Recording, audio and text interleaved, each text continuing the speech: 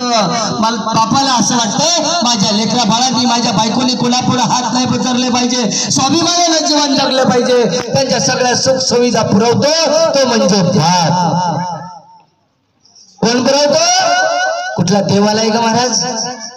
देव सुद्धा आलेला नाही, चांगला वाटोळा करण्यासाठी आलेला नाही. मांजर आडवं गेली की म्हणते मांजर आडवं गेलं. अहो माणसं आडवं चालत जातात तेव्हा काय करतात होतं?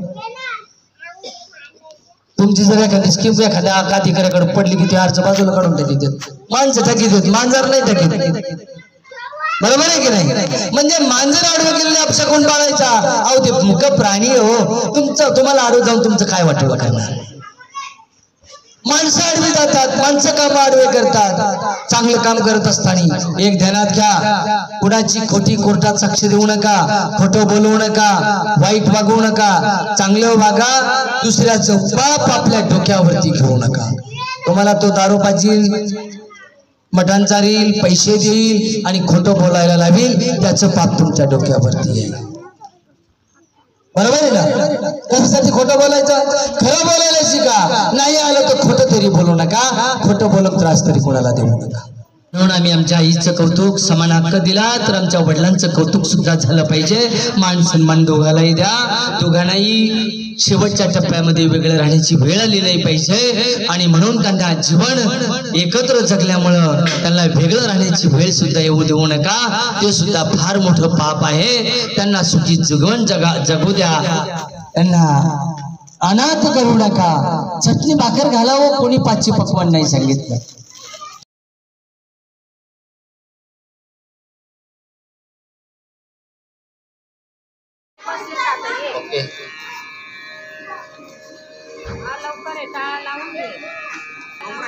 जो बोले सो निर्भय श्री संत शिरोमणी जगद्गुरु रविदास महाराज की जय.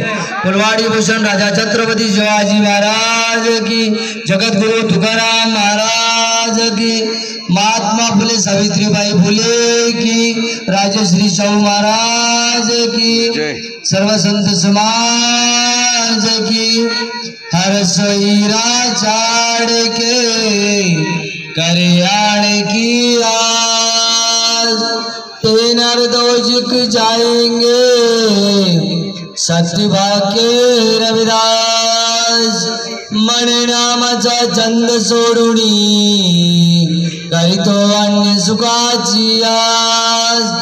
तुझा तो दुःखाती माणसा सत्य सांगती गुरविदास.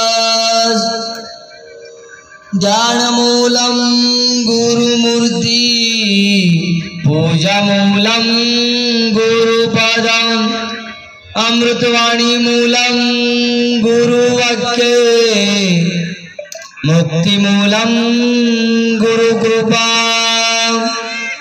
सत्विद्या को पढ़े प्राप्त करे सदा ज्ञान. रविदास कहे बिन विद्या नरक जान जान.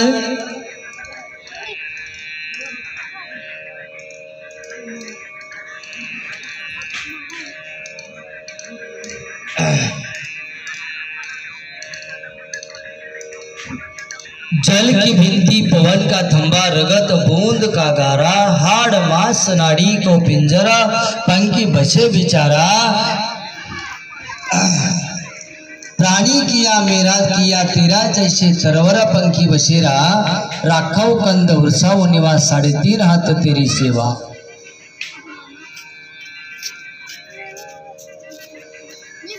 बन के पाल पांग सिर डेरी यह तन होए गो वसम की डेरी.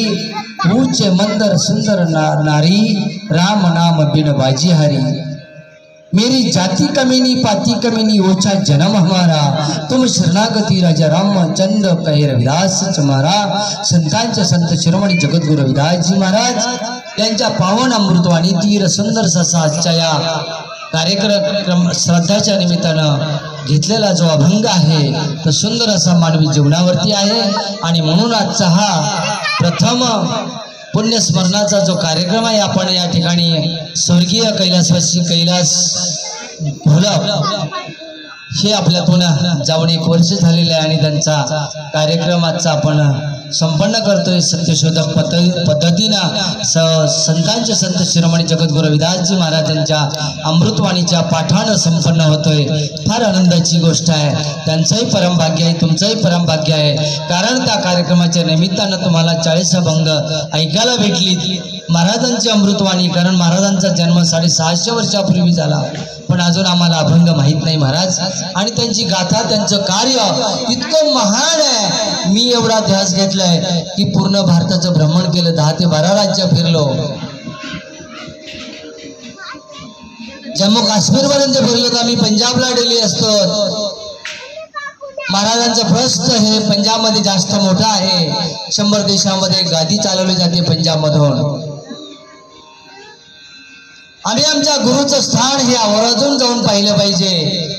आणि म्हणून मी तुमच्या आमच्या सर्वांच्या वतीनं चॅरिटेबल ट्रस्ट जगद्गुरू रविदासजी महाराज वाराणसी पंजाब, गुरु रविदास बहुउद्देशीय संस्था निंबोडी अहमदनगर आणि तुमच्या आमच्या सर्वांच्या वतीनं मी त्या स्वर्गीय कैलासवासी कैलास घोरप यांना मी प्रथम आदरांजली अर्पण करतोय आणि कार्यक्रमाला सुरुवात करतो।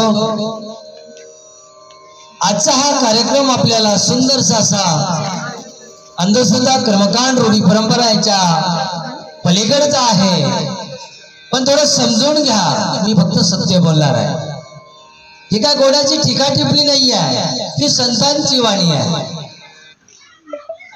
आणि म्हणून आम्ही संतांच्या वाणीला सोडून जर जगलो तर आपलं जीवन व्यर्थ आहे महाराज।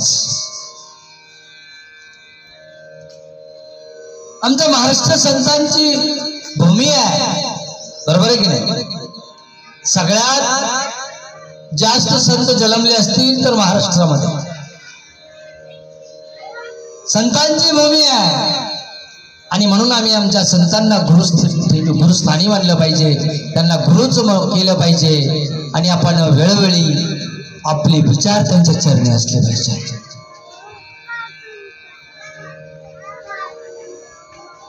मी थोडा असा त्यांचा परिहार देतो की सद्गुरू रविदासजी महाराजांचा जन्म 1377, पहा 15 फेब्रुवारी 1377 काशी गोवर्धनपूर वाराणसी या ठिकाणी झालेला आहे।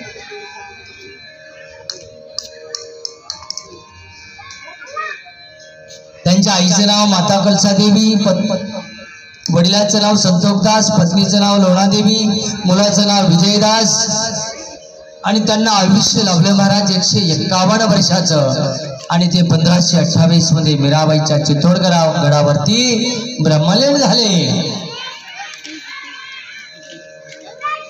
आणि म्हणून आम्ही त्या वाराणसीला आवर्जून एकदा गेलं पाहिजे, तोपर्यंत आम्ही आमच्या हृदयामध्ये नाही उतरू शकत। तुम्ही किती जरी म्हणले, आम्ही जर विचारलं महाराज आपण असं केलं पाहिजे, नाही आमच्या हृदयात आहे। कुठलीच गोष्ट तुम्हाला सांगितलं, तुमच्या पुढे ताट दिलं न जेवता, तुम्ही म्हणले महाराज आमचं पोट लय भरलेलं आहे, पण तुम्ही जेवलेच नाही तर कसं पोट भरेल? जेवल्यानंतरच पोट भरतं महाराज, जेवायच्या अगोदर पोट भरेल का? तसं हे यांचे विचार ऐकलेच नाही आपण। एवढी मोठी अमृतवाणी ग्रंथ ह्या वाचलेला नाही, कधी ऐकलेला नाही, त्यांची प्रणाली माहित नाही, तर नाही ना पोट भरणार महाराज। म्हणून तुमची आतुरतेने महाराज वाट बघतायत वाराणसीला की आपण त्या ठिकाणी दर्शन घेण्यासाठी गेलं पाहिजे। त्या ठिकाणी एका इंग्लंडच्या राजानं 130 किलोची सोन्याची पालखी दिली मिरवणुकीसाठी, शोभायात्रेसाठी 130 किलोची सोन्याची पालखी दिली। मी आधी माझ्या डोळ्यांनी जाऊन पाहिलं, कानाने ऐकलं, वाचलं, तर तुमच्या समोर मांडतो। महाराष्ट्रात बसून मांडत नाही महाराज। 130 किलोची सोन्याची पालखी आहे बघा, फोटो मांडलाय समोर, जाणून बुजून मग तो फोटो तयार केलाय पालखीचा। किती पालखी तुमच्या समोर आहे बघायला। महाराजांसमोर 30 किलोचा दीपक आहे, दिवा आहे, दिवा आपण निरंजनी म्हणतो ना, ती किती किलोची आहे? 30 किलोची आहे। 30 किलोची छत्री आहे।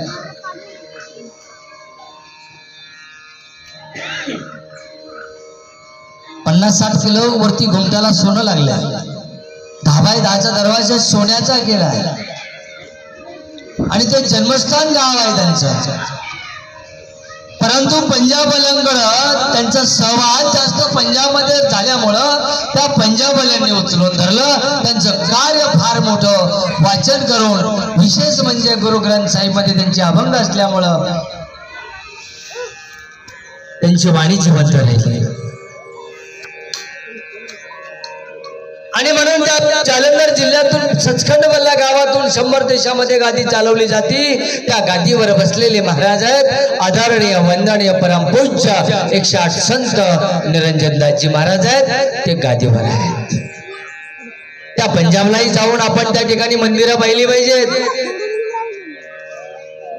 100 कोटीचे सत्संग भवन आहेत. 100 200 कोटीचं मंदिर आहे. 200 कोटीचा कुरालगड या ठिकाणी अध्ययन केंद्र होते महाराज सरकारतर्फे आणि ते पाहण्यासारखं आहे. 200 कोटीचं अध्ययन केंद्र होत आहे. आणि म्हणून आपण वाराणसी आणि पंजाबला जाऊन आवर्जून गेलं पाहिजे. परंतु आपण अगोदर जो सेवेसाठी अभंग घेतलेला आहे त्याचा भावार्थ थोडक्यात आपण पाहू.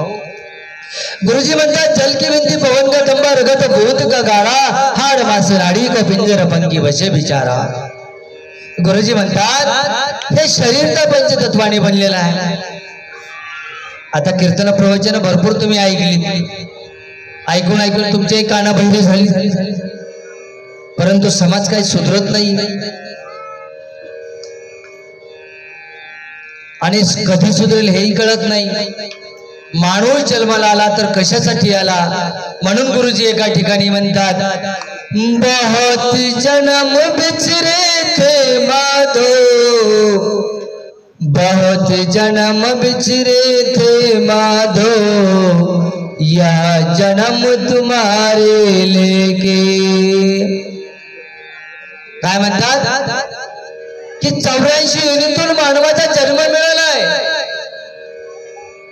परत पुन्हा मानवाचा जन्म नाही. मग नंतर कुठला भेटेल, कुत्र्या मांजराचा या सृष्टीमध्ये कुठला जन्म मिळेल कोणी सांगू शकत नाही.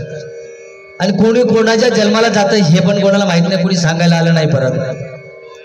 आणि म्हणून या ठिकाणी स्वर्ग नरक पाप पुण्य काय असेल ते इथंच समोर आहे. मेल्यानंतर काही नाही महाराज, काही नाही. म्हणून रविदास महाराज म्हणतात पराठींचा पाप है जाने और लेहू रे मीत, रविदास दास प्राधीन को कोण करे प्रीत. म्हणून स्वाभिमानानं जीवन जगायला शिका, अंधश्रद्धेच्या विराईत जीवन जगायला शिका. तुम्ही मला सांगा पंढरीचा पांडुरंग उभा राहिला विटेवरती, काय कारण पडलं होतं हो त्या देवाला विटेवर उभा राहिला? काय गरज पडली होती का? चांगलं केलं तर देवाने केलं, वाईट केलं तरी देवानीच केलं. देव तुमचा चांगला आणि वाटोळ करण्यासाठी बसलेलं नाही. तुमचं कर्म तुम्हाला फेडावं लागणार आहे. तुम्हाला तुमचं केलेल्या कर्माचं फळ तुम्हाला फेडायचं आहे. आज तुमच्या सोबत पैसा असेल, अडका असेल, आमदार खासदार असतील, कोर्टही तुमच्या बाजूने असेल, पण तुकाराम महाराज म्हणतात ज्या वेळेस तुमच्या कर्माची वसुली चालू होईल त्यावेळेस कोणाचा वशिला चालणार नाही. महाराज लक्षात येते ना मी काय सांगतोय? आज तुमच्याकडे पैसा धन गाडी बंगला सगळं असेल, माणसंही लय असतील तुमच्याकडे लढायला, कोर्ट कचेऱ्या पोलीस वकील तुमच्या बाजूने असेल, परंतु एक दिवस ध्यानात ठेवा ज्यावेळेस कर्माची वसुली चालू होते त्यावेळेस कोणाचाही वशिला चालत नाही. ही संतांची वाणी सांगते महाराज. मग तुम्हाला कसं जगायचं तुम्ही तुमचं ठरवा. मग पंढरीच्या पांडुरंगाला विठ्ठेवरती उभा राहायचंय. कशामुळे उभा राहिले होते? काय गरज पडली होती देवाला विठेवरती उभा राहायची?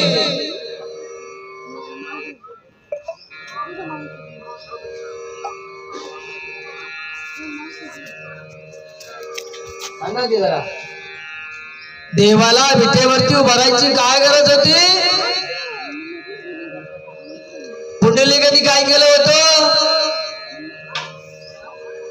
आई वडिलांची सेवा केली. बरोबर आहे की नाही? आई बाकी काही असो पण आई वडिलांची सेवा केल्या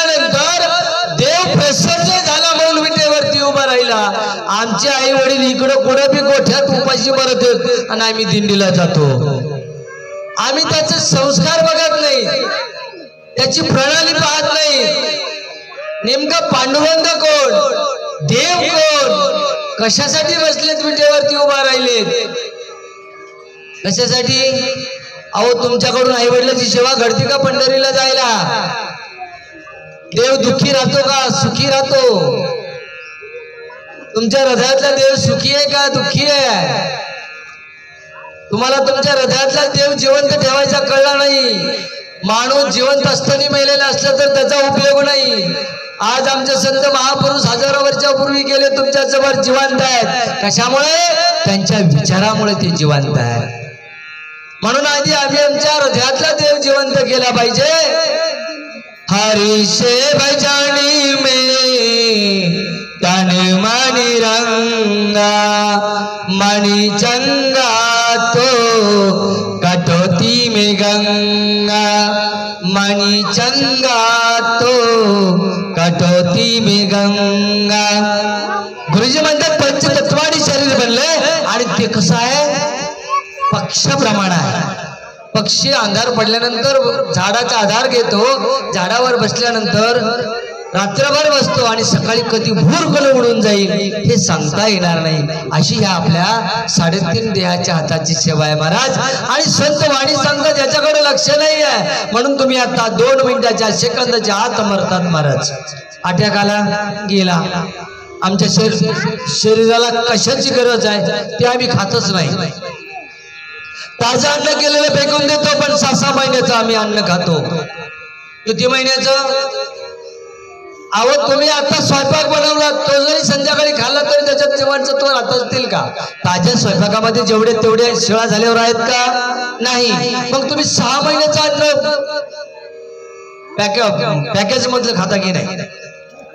मग त्याच्यामध्ये जीवनसत्व कसले कसे राहतील 6 महिने?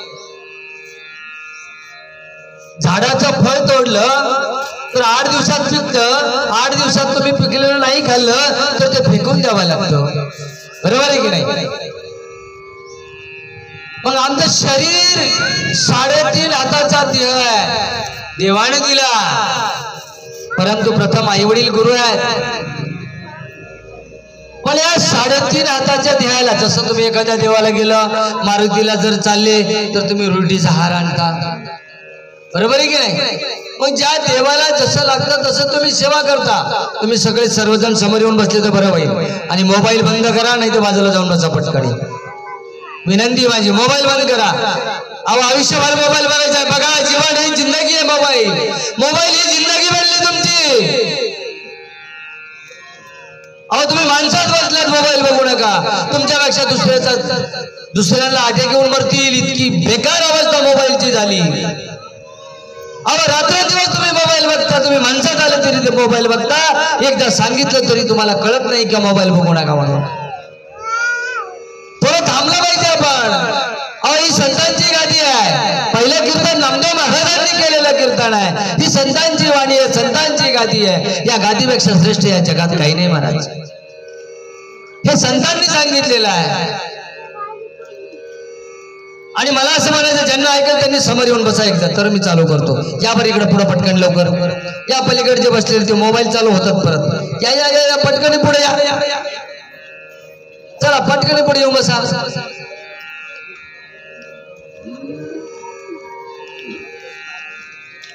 सगळ्यांनी समोर येऊन बसायचं. हे बा, संतांच्या दरबारामध्ये लाजच वाटली नाही पाहिजे आपल्याला बसायला. 1 तास बसायचं हो, काहीच नाही लाज वाटली पाहिजे. समोर सुंदर बसलं पाहिजे. आणि म्हणून तुम्ही ना तुमच्या जीवनात बदल करायचा असेल तर पंजाबला जाऊन 1 दिवस, 1 महिना, 2 महिने, 6 महिने राहा. त्या ठिकाणी कसं तुम्हाला भोजन करायचंय, कसा सत्संग ऐकायचाय, कसं मांडी घालून बसायचंय, मोबाईल कुठं जप्त करायचंय, तुमची चप्पल कुठं सोडायची, किती अन्न खायचंय, त्याच्यात खरकट टाकल्यावर फेकून द्यायचं का ते खाऊन घ्यायचंय, हे आदर्श आपल्याला पंजाबमध्ये ऐकायला मिळेल. आणि ते ऐकलं पाहिजे आपण आणि आदर्शच घेतला पाहिजे हो. आयुष्यभर तुम्हाला तुमच्यासारखंच जगायचं, आम्हाला काही घेणं नाही हो. आम्ही काय 1 तासाने निघून जाणार. तुमचं जीवन तुमच्याच हातात आहे. मोबाईल बघा, काय पण आणि म्हणून माणसाचं जीवन हे पक्षावर प्रमाण असल्यामुळं कधी उडून जाईल हे काही सांगता येणार नाही। आणि म्हणून सुंदर असं वाणीमध्ये सांगितलं, प्राणी किया मेरा किया तेरा, जैसे तरवर पंखी बसेरा, राखव कंद उरसाव निवास 3.5 हात तेरी सेवा। तुमच्या 3.5 हाताची सेवा करा, आई वडिलांची करा, अरे ज्यांना हात पाय नाहीत त्यांना अंघोळ घाला, त्यांची सेवा करा। बोले तैसा चाली त्याची वंदावे पाऊले, जे का रंजले गांजले त्याशी म्हणून जे आपुले, देव तेथेची जाणावा। देव तोच आहे महाराज, जो गोर गरिबांना उभा राहतो तिथेच देव आहे महाराज। आणि गोर गरिबांची सेवा करा, ज्याला गरज असेल त्याला नक्कीच मदत करा, तिथेच तुम्हाला देव भेटेल आणि त्याचा आशीर्वाद त्या माणसाला तिथेच मिळेल महाराज। बाकीकडे कुठं भेटणार नाहीये तुम्हाला, बाकी तुम्ही किती बी काही करा। आज आपण मस्त अन्नदान केलं पाहिजे, पण अन्नदान किती खरकट पडतं सांगा बरं। अन्नदानाची किंमत किती लोकांना सांगा ना, सप्त्यात किती, लग्नात किती किती अन्नदान करता, पण किती खरकट पडतं, किती टक्के पडतंय अन्नाची किंमत आहे का? आम्ही अन्न हे पूर्ण ब्रह्म म्हणतो, पण अन्नावर खरकट पडलं नाही पाहिजे, म्हणून पंजाबमध्ये जाऊन राहिलं पाहिजे। आणि म्हणून आमच्या 3.5 हाताची देहाची सेवा केली पाहिजे। तुकाराम महाराज म्हणतात, वृक्ष फली आम्हा सोयरे, वनचरी देह देहाचे सोयरे। आमच्या देहाचा सोयरा कोण आहे आणि चालकच कोण आहे आम्हाला माहित नाही। सांगता येईल का बरं? हात करा बरं। देहाचा सोयरा आणि चालक सांगा की नाही? किती कार्यक्रम ऐकले असतील महाराज याच ठिकाणी तुम्ही, आणि तुमच्या देहाचा जर सोयरा आणि चालक माहित नसेल तर तुम्ही किती अज्ञानी जीवन जगता असं त्याला म्हणता येईल। आणि म्हणून तुमच्या देहाचा जर चालक असेल तो मेंदू आहे, सोयरा असेल तर तो ऑक्सिजन आहे, आणि तो ऑक्सिजन आमच्या वृक्षाने दिलेला आहे, फुकट दिला। डॉक्टरकडे दिल्यावर गेल्यानंतर ऑक्सिजन दिल्यानंतर आम्ही डॉक्टरला पैसे देऊन देऊ मानतो, पण ज्या वृक्षानं फुकट दिला त्याची आम्ही कत्तल करतो महाराज। म्हणून कोरोनामध्ये बरेच ऑक्सिजनसाठी माणसं मेली। म्हणून जे जे व्यक्ती आपल्यातून निघून जातील त्यांची राख पुढं काही गंगेत नेऊन घाण करू नका। ती राख आणि त्यांची हाडं खड्डा खांदून एक वृक्ष लावा आणि त्या वृक्षाचं पूजन करा, ते फळ बी खायला भेटेल आणि सगळ्यांना ऑक्सिजन मिळेल। तुम्ही जिवंत राहता त्या ऑक्सिजन मुळे आणि सुखी जीवन जगता। मान्य आहे की नाही महाराज? ऑक्सिजनची गरज आहे, ऑक्सिजन साठी तुम्ही पिंपळाचं झाड लावा, वडाचं झाड लावा, जे ऑक्सिजन देणारी झाडं लावा। कनिष्ठच आमच्या पोराला बंगला, गाडी, पैसा बँक भर, पण ऑक्सिजन साठी मेली ना लेकरं लोकांची आज कोरोनामध्ये। काय बंगला ऑक्सिजन देणार नाही, पैसा ऑक्सिजन देणार नाही, गाडी ऑक्सिजन देणार नाही, शेती ऑक्सिजन नाही, तर वृक्ष तुम्हाला ऑक्सिजन देणार आहे। आणि म्हणून प्रत्येकानं आपल्या नावाचं वाढदिवसाच्या निमित्तानं, मुलगी जन्माला आलेल्याच्या निमित्तानं, एखाद्या घरातून माणूस गेला तर निश्चित वृक्ष लावा, फळाचं झाड लावा, पिंपळाचं लावा, कुठलाही लावा, पण ऑक्सिजन देणारं लावा। ही काळाची गरज आहे। पहा हिट किती वाढली। तुकाराम महाराजांनी सांगितलं 14व्या-16व्या शतकात, दगडाच्या लाह्या होतील तर माणसाची काय अवस्था होईल। रस्त्याने माणसं चलताना मरायला लागली, काम करताना मरायला लागली। तुम्ही किती कूलर जरी लावले तरी तुम्ही जगणार नाहीत, हे लक्षात असू द्या। कारण तुम्ही 24 तास कूलर पाशी बसून जगणार नाही। म्हणून तुम्हाला पाण्याची गरज आहे, पाणी अडवा, पाणी जिरवा, पाण्याची गरज आहे, वृक्षाची गरज आहे। तर ह्या दोन गोष्टी मूलभूत गरज आहेत तुमच्या अगोदर।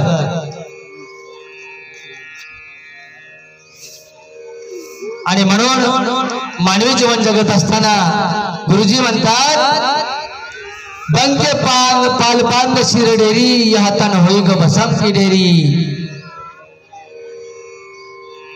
माणूस गेल्यानंतर बघा किती पाहुणे रावळ्याला घाई करतात, उचला उचला न्या सगळे घाई करतात। पण एक विशेष आहे महाराज, की ज्यावेळेस तो आजारी असतो त्यावेळेस त्याची अपेक्षा असते मला नातेवाईकांनी भेटायला यावं, मेवणे असतील, जावई असतील, कोणी असतील, नातगोत असेल, मित्रपरिवार असतील, त्यांनी मला भेटण्यासाठी यावं. ते घरात त्याला फोन करायचं सांगतात, अहो अमक्याला बोलवा ना, तमक्याला बोलवा आणि मला भेटण्यासाठी बोलवा. मी थोड्या दिवसाचा सोबती आहे तुमचा, परंतु कोणी भेटायला येत नाही का तर त्यांच्याकडे वेळ नाही आज महाराज. आणि ते पेशंट गेल्यानंतर फोन करतात, घरचे फोन केल्यानंतर पाहुणे रावळे म्हणतात, अहो आम्ही व्यवस्थित थांबा, आम्ही आमच्या गावाला आहेत. आता त्यांना व्यवस्थित 6 घंटे थांबायचं का? आणि ते आल्यानंतर काही जिवंत होईल का?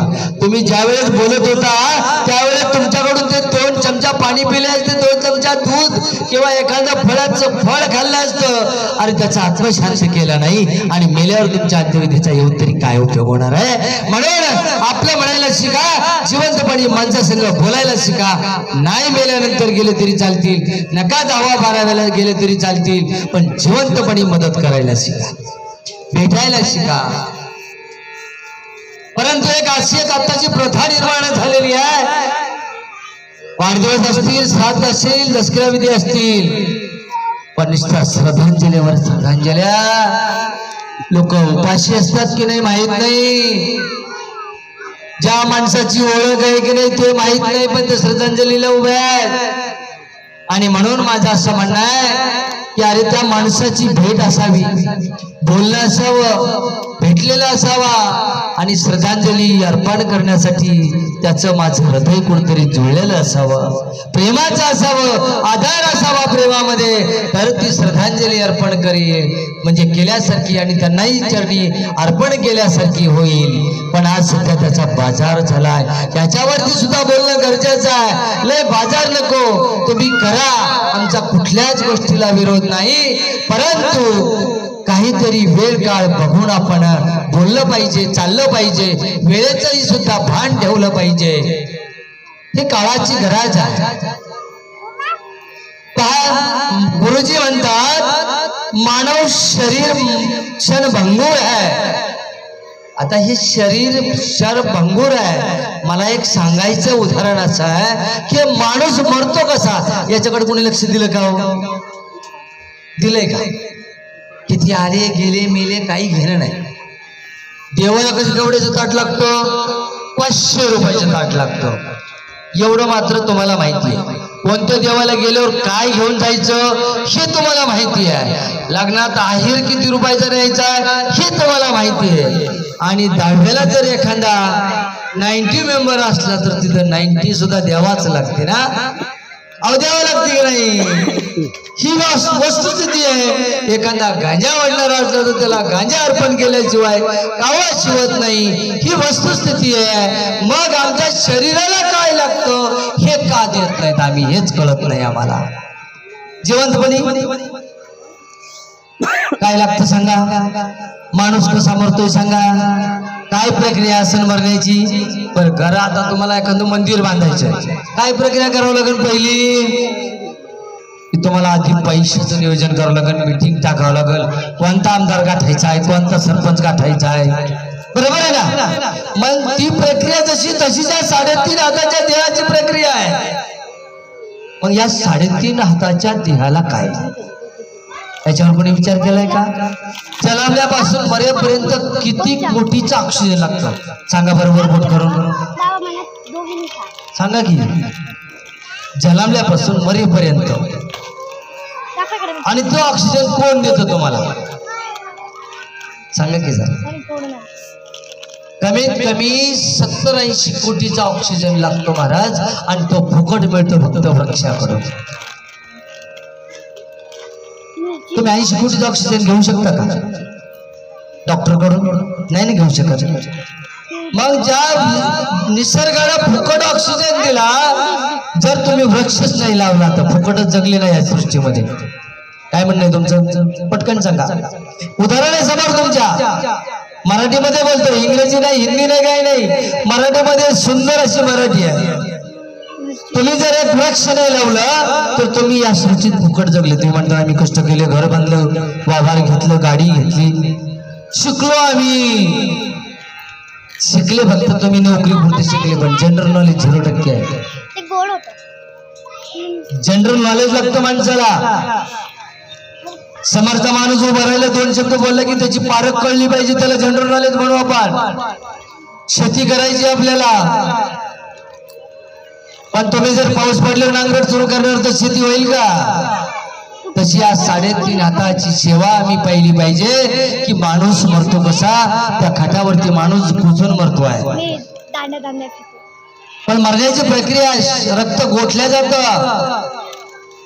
गोठल्यानंतर माणूस शांत पडतो. माणसं म्हणतात आयला धुकधुकी आहे बरं का, हात लावल्यावर. काय आहे? धुकधुकी आहे. म्हणजे तुमच्या हृदयामध्ये फक्त ऑक्सिजन चालू आहे, तुमची रक्ताची प्रक्रिया पूर्ण संपलेली असते महाराज. रक्त गोठलेलं असतं आणि म्हणून धुकधुकी आहे, म्हणजे तुमचं ते फुफ्फुस चालू आहे. आणि म्हणून जे पाणी आहे ते शरीरातलं ज्यावेळी शेवटच्या टप्प्यात असतं, ते पाणी बाहेर पडून ते बाष्पीभवन होतं, ऑक्सिजन बाहेर निघून ऑक्सिजन मध्ये बाष्पीभवन होतं.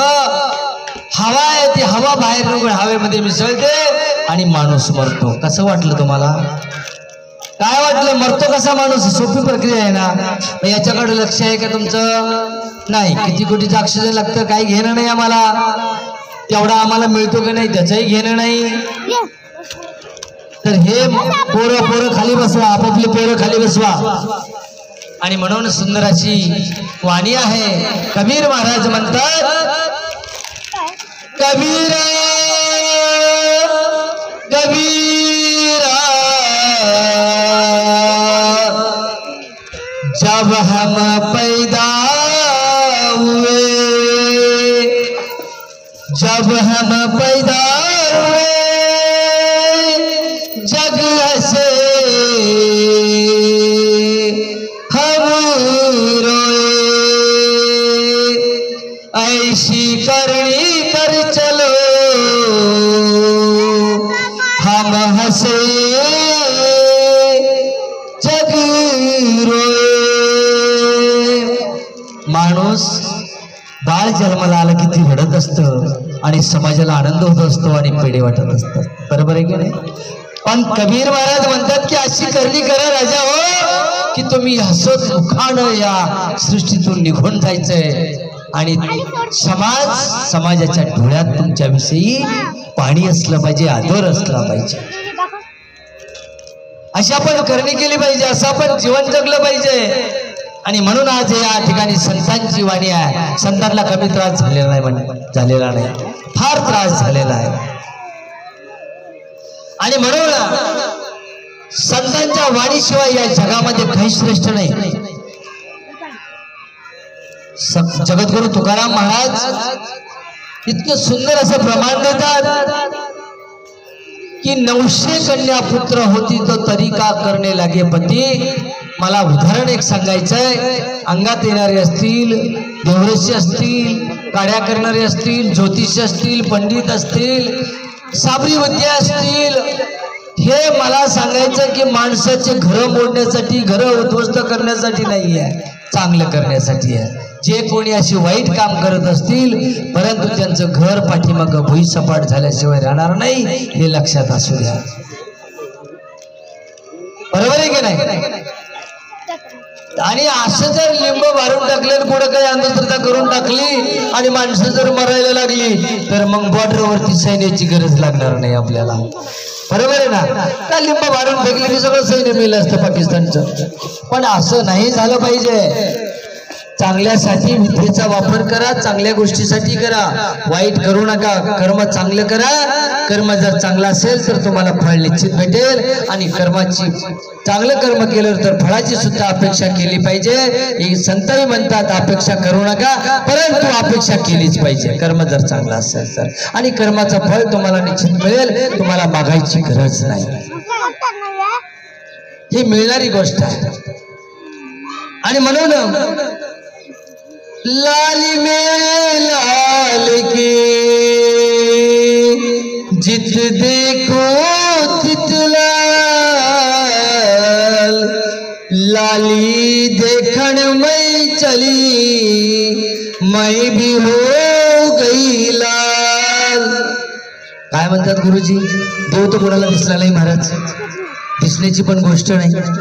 एवढे संत महापुरुष होऊन गेले, त्यांना देव दिसलेला नाही आहे. पण देव दिसण्याची जर गोष्ट असेल ती फक्त आमच्या हृदयातच आहे. पहा, तुम्ही गर्वाने बसला असताल, गर्वाने प्रॉपर्टी असेल, सारी दुनिया असतील, डॉक्टर एमडी बीएमडी किती मोठा डॉक्टर असेल, एखाद्याने हाय कंपनी मोठी टाकली असेल, तुमच्या शरीरातले सगळे पार्ट डॉक्टर बदलतो, बदलतो ना, बदलतो की नाही महाराज.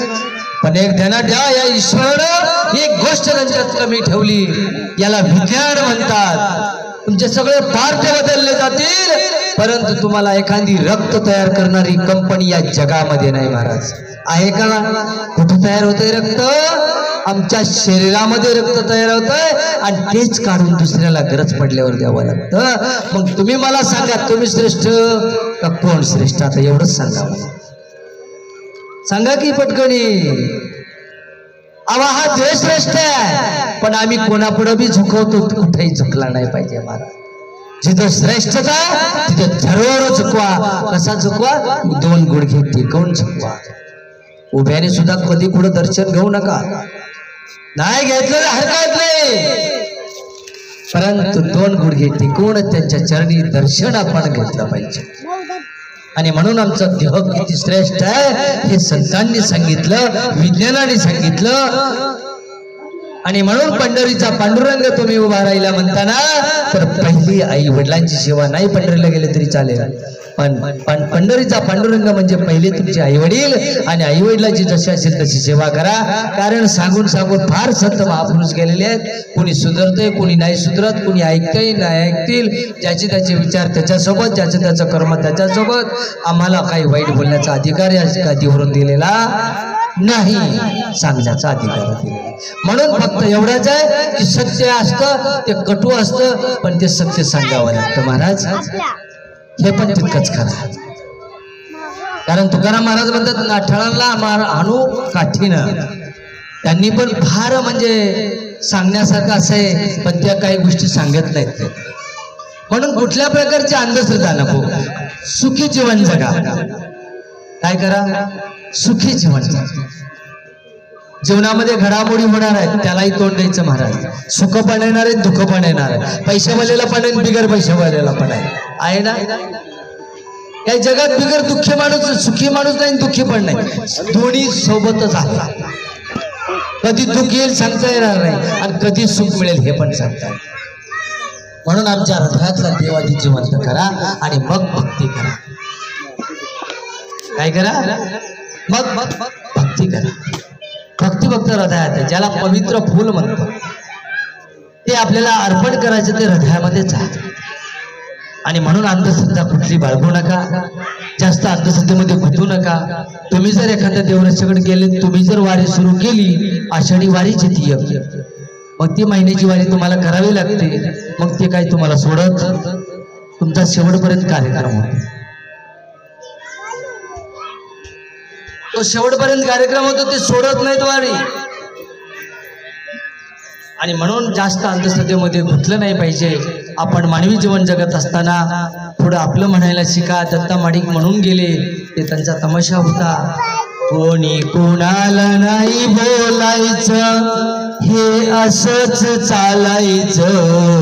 कोणी कोणाला नाही बोलायचं, हे असंच चालायचं. हे कित्येक दिवस चालायचं. एखाद्याला सांगितलं कार्यक्रम घ्या, काय हो सांगावं महाराज, कुणीच येत नाही कार्यक्रमात. अरे बाबा, काय येत नाही त्याला विचार ना, त्याच्या पाया पड. कार्यक्रम घ्यायचा आहे ना. प्रत्येक ठिकाणी गेलं की हेच बॉम्ब झाली. खरं बोलावं तिकून वाईट, नाही बोलावं तिकूनही दुःख. बरोबर आहे ना महाराज? पण एक झालेत घ्या, जो समाजाचं देवाचं, जो समाजाचं देवाचं गावाचं खाईल त्याचं कधीच चांगलं होत नाही. हे पहिला प्रश्न आहे. ज्याला खायचं त्याला खाऊ दे, मला काही घेणं नाही. ही संतांची वाणी सांगतात. ज्याला खायचं त्याला खाऊ द्या, पण आम्ही आमच्या संतांच्या विचारानं जगलं पाहिजे. प्रॅक्टिकल असलं पाहिजे. आम्ही स्टेजवर जाऊन गप्पा मारायच्या, मात्र भाषण करायची, लाखाच्या गप्पा मारायच्या, पण प्रॅक्टिकल काहीच नाही मारायचं. आहे का काही? तुकाराम महाराजांची गाथा ज्या वेळेस पूर्ण तुम्ही वाचताल तेव्हाच तुम्हाला कळेल. आता हे काय 4, 2, 10, 20 अभंगावर चाललंय सगळं आणि त्यांचे 5,000 अभंग आहेत. बरोबर आहे की नाही? 5-6 हजार अभंग आहेत आणि हे किती असतील? एक 5-50 अभंग म्हणजे म्हणतो तुम्हाला 10च माहिती असते प्रचलित. तर हे सगळं अंधश्रद्धेच्या विराईत अमृतवाणी आपण ऐकली पाहिजे. एक अंधश्रद्धा सांगतोय, थोडी उदाहरण आहे. पहा, एका गावामध्ये पाटील राहत होता. आता त्या पाटलाच्या गल्लीमध्ये काय झालं? पहिल्याने एकच होते, मग 10 जण भाव होते. म्हणजे 10 जणांची 2-2, 4-4 लेकरं होती. किती झाली ना? 50 कुटुंब, 30-40 कुटुंब. मग प्रत्येकाची घरं वाढत गेली, जागाच राहिली नाही. सगळी गटारं, पुढे रस्ता नाही, गाडी लावायला जागा नाही, काही नाही. पाटील बाई म्हणले, अहो पाटील, आता आपल्याला मोठी 4 व्हीलर गाडी आणायची, लावायची कुठं? मग एक काम करू म्हणले, आपल्या गावाच्या बाहेर रस्ता आहे ना जाताना, त्या रस्त्याला आपलं शेत आहे, त्या शेतात मोठा बंगला बांधला. मोठा बंगला बांधला, त्या बंगल्यात राहायला गेले. आणि त्या बंगल्यात राहायला गेलेले असताना तुम्ही मला सांगा, रात्रीच्या 12च्या आसपास बंगल्या गावाच्या बाहेर काय असतो? काय असतं सांगा की जरा. माता भगिनी सांगा, वर हात करून सांगा. सांगा महाराज, रात्री 12च्या आसपास गावाच्या बाहेर काय असतं? नाही लक्षात आलं? नाही. पहा, रात्री 10च्या 12च्या आसपास आपण उतारे नेऊन टाकतो. बरोबर आहे ना? टाकतो ना उतारे. आणि मग काय झालं? ते गावाच्या बाहेर साऱ्या गावाचे उतारे येत होते. त्या पाटलीनबाईने तिथं बंगला बांधला आणि ती दर दिवस गावातला 1-1, 2-2 उतारे त्या बंगल्याच्या समोर यायचे. ती पाटलीनबाई वैतागून गेली, म्हणली गावात वैताग झाला म्हणून बाहेर आले आणि दर दिवस 4-4, 2-2 उतारे. म्हणली आता काय करायचं? म्हटले आता हा मी बंगला सोडून द्यायचा का? तिने बराच काळ जाऊ दिला. एक दिवस रात्रीची जागेत राहिली. खिडकीमधून कोणी समेत तो उतारा टाकायला तिच्यावरती ध्यान ठेवलं. पहा, एक इसम आला. त्याने रात्री 12 वाजता तो उतारा टाकला. त्या बाईने पाहिला पण ओळख नाही दिली. महाराज काय केलं? नाही ओळख नाही दिली. परंतु तो उतारा टाकल्यानंतर त्या मातेनं का पाटलीनबाईनं काय केलं? रात्री 2च्या 2:30च्या सुमारास तो उतारा जसाची तसा उचलला आणि त्या माणसाच्या रांजापाशी बाहेर नेऊन ठेवला. ठेवल्याच्या नंतर हे महाशय सकाळी 6 वाजता डोळे चोळीत उघडून बाहेर, दरवाजा उघडून बाहेर आले. डोळे चोळीत उघडून बघतात ते उतारा त्यांच्या रांजापाशी दारात आला. अर्थ मला मी रात्री 12 वाजता गावाच्या बाहेर नेऊन टाकला. अरे तो घरी आलाच कसं काही? चालत आला का? तो 6 महिने अंथरुणावर पडला आणि तो तसाच मेला. हो, म्हणून उतारे गावाच्या बाहेर टाकू नका आणि उतार्याच्या नादी लागू नका, घर बरबाद झाले. महाराज बरोबर आहे ना? हे जरा अभ्यास करा. तुकाराम, आम्ही जरा स्पष्ट का बोलतो? बोलल्याशिवाय तुमच्या डोक्यात उजड पडत नाही. 900 करण्या पुत्र होती तो तरीका करणे लागे पती. हे तुकाराम महाराजांचं वाक्य आहे. 900 पोरं होतील तर मग नवरेच काय केले असते? 900 पोरं झाले असते ना देवाला 900 करून. तुम्ही जर समजा विनाकारण डॉक्टरकडे जाण्याऐवजी तुम्ही विनाकारण कुठाने करण्यात वेळ घालवता. शरीराचा दोष आहे, शरीराचा भोग आहे, कर्माचा भोग आहे. दुसऱ्याला दोष देण्यात मजा नाही. कर्माचं फळ कधी भेटेल हे कोणी सांगू शकतं का? नाही, कधीच नाही. लग्न झाल्यानंतर 15 वर्षाने मूल होईल का 25 वर्षाने होईल कोणी सांगू शकत? ते कर्माचं फळ आहे, ते ईश्वराचं फळ आहे. पण आम्ही त्यालाही काही ठिकाणी विठाळ मानून बसलो होतो. बरोबर आहे का? विठाळ मानून याच्यासाठी बसलो, जाणून बुजून सांगायचं याच्यासाठी. पण नाही सांगितलं की तुम्ही त्रासच देणार आहेत आमच्या माता भगिनींना. विज्ञान असं सांगतं, डॉक्टर असं सांगतात 4 दिवस बाजूला बसायचं ठेवून सांगितलंय. तिला रानात गुरं सांभाळायला नाही सांगितलं. सांगितलं का डॉक्टरने? एखाद्या पाणी आणायला नाही सांगितलं. भांडे घासायला नाही सांगितले, सरपण आणायला नाही सांगितलं, दारं धरायला नाही सांगितलं, 4 दिवस विश्रांतीसाठी बाजूला बसायचं सांगितले. लक्षात आलंय का तुमच्या? पण आम्ही किती त्रास देतो आम्ही आमच्या घरच्यांना, छूत आमच्या लक्षात बसत. मुद्दा आहे की नाही? आम्ही त्रास देतो, पण 4 दिवस सुद्धा आम्ही शांत नाही की आमच्या वंशाचा दिवा लागायचा आहे तरी सुद्धा आम्ही त्रास देतो. बरोबर आहे ना महाराज? म्हणजे ह्या कुठतरी जाचकाठी आपल्या समाजातल्या जीवनातल्या कमी केल्या पाहिजे.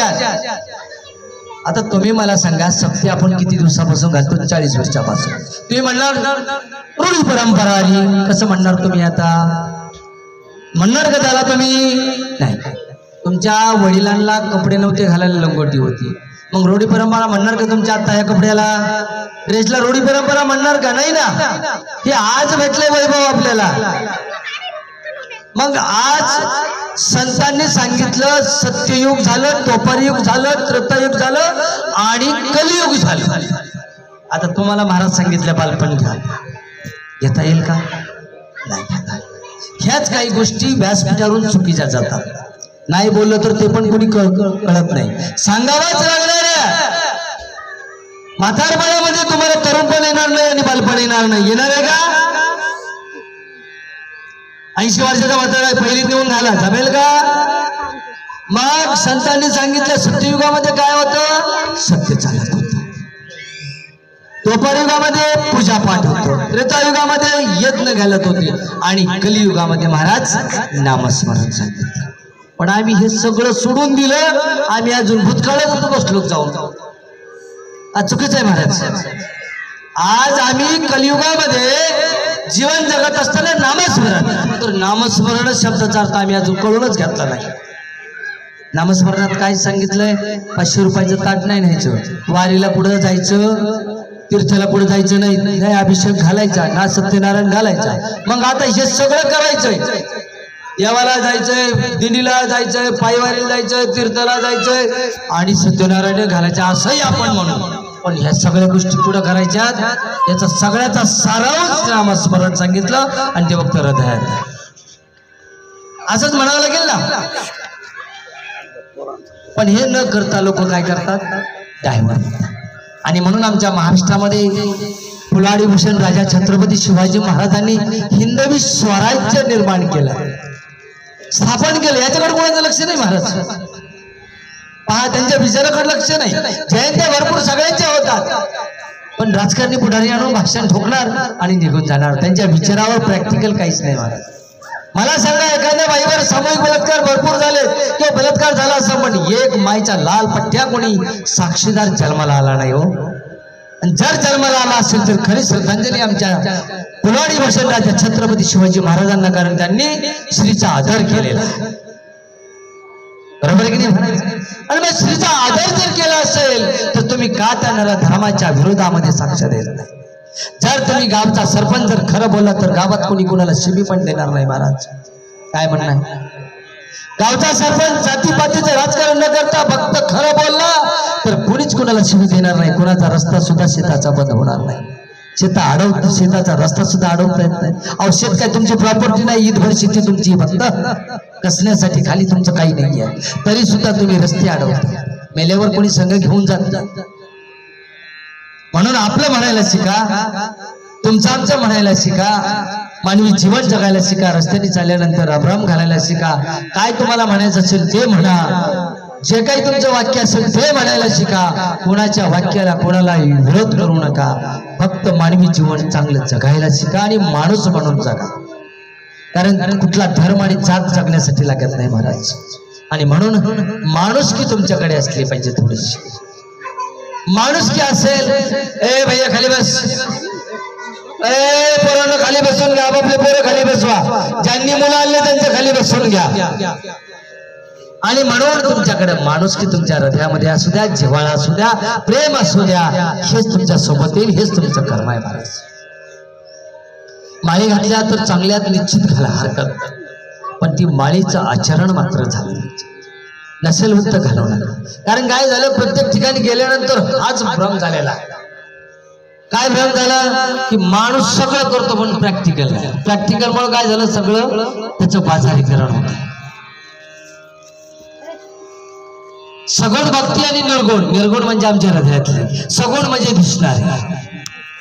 पण आम्हाला सगुण मधून निर्गुण मध्ये जायचं सांगितलंय. आता निर्गुण कशासाठी जायचंय की तुमच्या 3.5 देहाची हाताची सेवा करायची, 3.5 हाताच्या देहाची सेवा करायची, म्हणून तुम्हाला निर्गुणात जावं लागेल महाराज. सगुणातून नाही होणार, मान्य की नाही. म्हणून तुम्ही किती प्रॉपर्टी कमवता, किती पैसा कमवता त्याला महत्व नाही.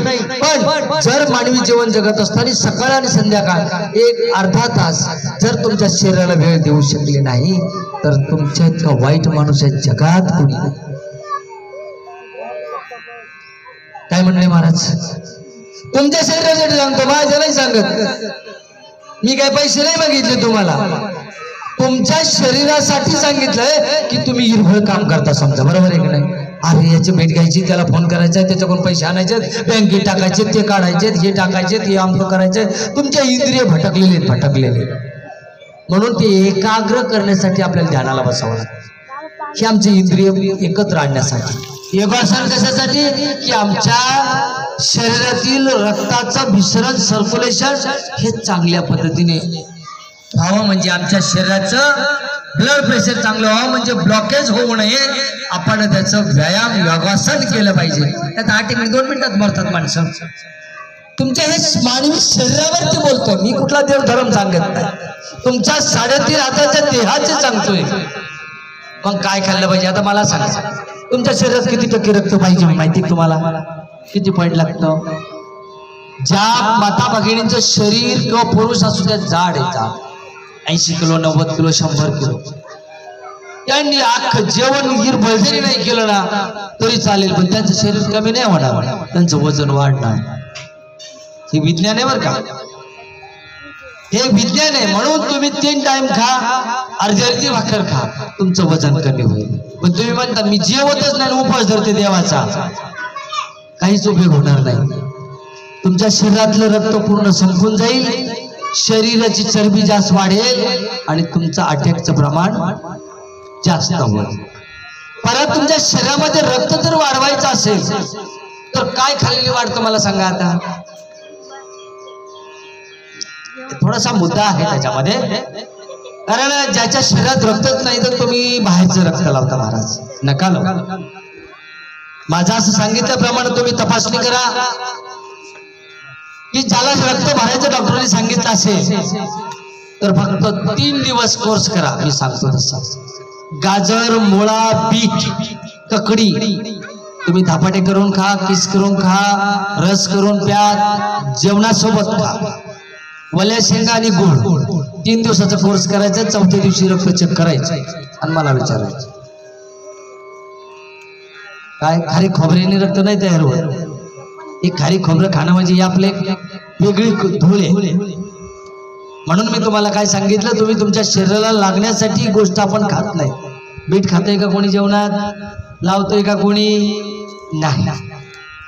ही अवस्था आहे, हे विज्ञान आहे. आणि पहिलं विज्ञान जोपर्यंत तुम्ही समजून घेत नाही तोपर्यंत पुढे देवापुढे डोकं जरी आपल्याला तुम्ही तरी काय परिणाम होणार. आधी आमचं शरीर चांगलं असलं पाहिजे तर आम्ही काहीतरी करू शकतो. तुमच्या हृदयातला जिवंत देव असला पाहिजे. हृदयातला तुम्ही दुसऱ्याला जिवंत करायला जाता का? तुम्हीच मेलेले आहेत आणि तुम्ही दुसऱ्याला काय जिवंत करता. मग चुकीचं आहे. म्हणून माणसाने माणसासारखं जगावं, माणुसकी असावी आणि चांगल्या पद्धतीने जगायला शिका. दुश्मन असू द्या पण मदत करायला शिका. आपण जवळच्याला मदत करतो पण दुश्मनाला सुद्धा मदत करा, काही अडचण नाही. चांगल्या कर्माचं फळ तुम्हाला निश्चित मिळेल. बऱ्याच ठिकाणी अशी अडचण येते की दुश्मनाला दुश्मनच उचलावं लागतं बरं का महाराज. रस्त्याने जरी कुठे अडचणी आल्या तर बऱ्याच ठिकाणी अशा अडचणी आल्या की दुश्मनालाच मदत करावी लागली. ही अवस्था आहे, ही अवस्था आहे, प्रक्रिया आहे. आणि म्हणून आमच्या शरीरामध्ये रक्त किती लागतं, रक्त कुठं तयार होतं, देवाला पवित्र फूल कुठं व्हायचंय. आणि आमच्या शरीरामध्ये सोयऱ्या कोण आहे, ऑक्सिजन हवा आहे. हवा आपल्यापर्यंत ऑक्सिजन पोहोच करते आणि म्हणून आमच्या देहाचा चालक मेंदू आहे, त्याला काय करावं लागतं, वाचन करावं लागतं. एखाद्या गटारात लय घाण साचली, डबकाड साचलंय, त्याच्यात काय करावं लागेल, लोकांनी टाकली घाण नेऊन काय होईल, घाणच तयार होईल ना. मग तुम्हाला शुद्ध करायचं असेल तर तुम्हाला पाणी सोडावं लागेल. मग ते म्हणजे आपण नदीने डबकाड साचले, पाऊस आल्यानंतर ते सगळे डबकाड वाहून जातात आणि शुद्ध पाणी तयार होतं. तसं वाचन केल्यानंतर आमचा हा मेंदू आहे तो शुद्ध होतो महाराज. तसा मेंदू शुद्ध होणार. म्हणून वाचनाची गरज आहे. चांगलं असेल तेवढंच घ्या, वाईट असेल सोडून द्या, हरकत पण चांगलंच घ्या. सुंदर असं सांगण्यासारखं आहे. वेळेचं भान मला थोडस सांगितलं तर बरं होईल. थांबू का घेऊ आता घंटा सांगा. 11:30 वाजले, एक 10-15 मिनिटं घेऊ, काय हरकत नाही. कारण मला तुम्हाला त्रास देऊन बोलण्यात मजा नाहीये, माझा स्वभाव असा. कारण तुमचं भोजनाकडं शोधाकडं भोजन आनंद घ्यायचा आहे आणि विशेष सूचना आहे की आपण या ठिकाणी त्या व्यक्तीला श्रद्धांजली वाहण्यासाठी आपण अर्पण करण्यासाठी आलेलो आहे. म्हणून कुठल्या धर्माचे, जातीचे, पंथाचे हात मला माहित नाही, पण महाप्रसाद घेऊन जाणं म्हणजे तुम्ही त्यांना श्रद्धांजली अर्पण केल्यासारखं. मी हे खात नाही, मी ते खात नाही, तुमच्याही 10-12 कोणी खाणार आणि माझं असं म्हणणं 10 जेवण बंदच करा, कोणी खात नाही महाराज. फक्त तुम्ही काय करा, 10 ठिकाणी केळी, सफरचंद तुम्हाला खर्च करायचा ना, चांगले चांगले भारी फळं आणा आणि त्यांना खायला द्या. पण त्या स्वयंपाकाच्या नादी लागूच नका. स्पष्ट बोलतो मी काही गोष्टी. 10 कोणी खातच नाही, बरेचसे लोक जेवतात नाही असं नाही, पण त्याच्यापेक्षा हा उपक्रम जर वापरला तर सगळे जेवण जातील. म्हणजे तुम्हाला काय वाटतं? कारण बाहेरच्या राज्यामध्ये ते मृत्यूभोज जेवण बंद केलंय महाराज, कारण कोणी खातच नाही. सुंदर आपल्या 1-2 पेट्या जर सफरचंदाच्या आणल्या, बाकी अजून फळाच्या आणल्या, बाकी अजून वेगळे काही आणले आणि एक प्लेट दिलं तर ती सगळ्यात उत्तम आणि चांगली. आणि म्हणून मेल्यानंतर पाठीमागं काय राहतं महाराज सांगता येईल का? माणूस गेला समजा. कबीर महाराज म्हणतात, माया मरीना मरमरा मरमर गए शरीर, माया मरीना मर गया मरमर गए शरीर, आशा तृष्णा मरी कहे गए रे दास कबीर. काय म्हणतात की माणूस मरतोय. ज्या प्रक्रिया मी आता सांगितल्या तुम्हाला, पण फक्त काय राहतं, खाली चामडं राहतं, चामडं. आता महाराजांनी प्रत्येक अभंगाच्या शेवटी जसं तुका म्हणे, नामदेव म्हणे, ज्ञानेश्वर म्हणे, कहे रविदास चमार. आता चमार शब्दाचा अर्थ सांगता येईल का? काय म्हटले त्यांनी? च म्हणजे चामडी, म म्हणजे मांस, र म्हणजे रक्त, या 3 गोष्टीपासून बनलेला मानव, त्याला चमार म्हटलेले आहेत गुरुजी. पहा किती म्हणजे या सृष्टीमध्ये प्राणी असतील, पण आता प्रत्येकाच्या हृदयामध्ये काही वेगळा देव आहे का? देव आपण म्हणतो आमच्या हृदयात आत्मा आहे, परमात्मा आहे, काय असेल ते असेल, पण प्रत्येकाच्या हृदयामध्ये काय आहे? चामड्याच आहे ना. मग द्वेष कशासाठी पाहिजे महाराज? कशाला जाती लागतात, कशाला पंथ लागतात, कशाला धर्म लागतात? माणूस म्हणून जगायला शिकणा. आम्ही अजून गावाच्या बाहेर राहणारे गावात माणसं येऊ दिले नाही म्हणून ते चोऱ्या करत फिरतात. गावात येऊन बंगले बांधले असते ते त्यांनी नाही चोऱ्या, पण आज पांढऱ्या कपडेवाले चोऱ्या करतील आमचे आणि त्यांना नेऊन बदलतील. अशी अवस्था उलटी होऊन बसली महाराज. म्हणून माणूस म्हणून जगायला काही नाही सोबत येणार. तुम्ही किती बी काही करा. मी एक कविता आहे सुंदर अशी वडिलांवरती, कारण आम्ही आईचं कौतुक फार करतो, कारण आई जवळ असते. हे मंदिर बांधलंय, तुम्हाला पाया दिसत नाही पण मंदिराचा कळस फार दिसतो पटकन. म्हणजे आई ही कळस आहे, मंदिर आहे, पण बाप त्या मंदिराचा पाया आहे. तो पाया आम्हाला दिसत नाही, मंदिर कशावर उभा आहे ते दिसत नाही. म्हणून आम्ही आमच्या बापाचं कौतुक करायला शिकलं पाहिजे. बाप आहे तो त्या मंदिरावरची खरंच छत्री आहे. कळस जरी असेल ना, कशावर उभा आहे मंदिर? कळस कशावर आहे? त्या पायावर आहे, म्हणजे त्या कळसावरची छत्री आहे. आई वडील म्हणजे बाप असतील, आई वडील असतील, त्या संसाराच्या त्या घरावरती छत्र आहे. आम्ही छत्रपती शिवाजी महाराजांना छत्रपती म्हणतो. अर्थ सांगता का जरा महाराज? छत्रपती काय म्हणायचे नेमका अर्थ कळेल का? ज्या छत्रपतींना आम्ही छत्रपती लावतो की त्या छत्रपती शिवाजी महाराजांवरती जो आशीर्वाद होता त्याला छत्रपती म्हटलेला आहे. ती छाया छत्र आहे, छायेचं छत्र आहे, म्हणून त्यांनी एवढा संघर्ष केला, म्हणून त्यांना पदवी छत्रपती लावलेली आहे. उगाच छत्रपती म्हणायचं नाही. आपली जर पद्धत असेल, आपण त्या कर्मानुसार असेल तर त्यांना छत्रपतीचा अंश, त्यांना नाम इतकं मोठं दिलेलं आहे, ते पदवीच फार एवढी मोठी आहे. परंतु त्या पद्धतीने प्रॅक्टिकल असलं पाहिजे महाराज. कारण महाराष्ट्र हा छत्रपतींचा आहे, संत महापुरुषांचा आहे, महात्मा फुलेंचा आहे, राजर्षी शाहू महाराजांचा आहे. ज्यांनी आमच्या खरं संत महापुरुषांनी योगदान दिलं या जगामध्ये. त्यांचे आम्ही कितीतरी वेळा त्यांना नतमस्तक केलं, आमचं शरीर धड अर्पण जरी केलं तर उपकार फिरतील का महाराज? नाही फिरतात. आणि म्हणून त्यांची जयंती साजरी करत असताना कुठल्याही संत महापुरुषाचे असू द्या, अख्ख्या गावानं या पटांगणात येऊन बसलं पाहिजे आणि ऐकलं पाहिजे. सगळ्यांचे जोपर्यंत विचार ऐकत नाही तोपर्यंत काही उपयोग. आणि म्हणून एका ठिकाणी कुंभार माती म्हणजे माती कुंभाराला उद्देशून म्हणते, माटी कहे कुम्हार से तू क्यों मोए रोंदे, एक दिन ऐसा आएगा मैं रोंदूंगी तोई. पहा कुंभार राजा माती तुडवत असताना चित्र दाखवलं की त्यांनी स्वतःच लेकरू त्या भक्तीच्या लीन होऊन ते तुडवलं.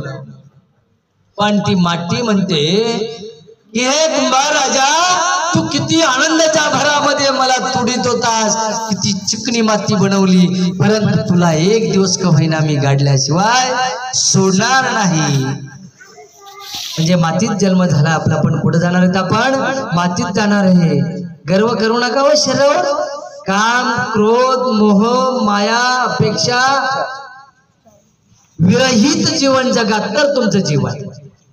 पैसा आला की अहंकार आला, काही नाही हो, थोडा काळ आहे तो, आणि कधी जाईल सांगता येईल का? क्षणभंगूर शरीर आहे, अहंकार करू नका शरीरावरती, कारण हे मातीतच गाडलं जाणार आहे.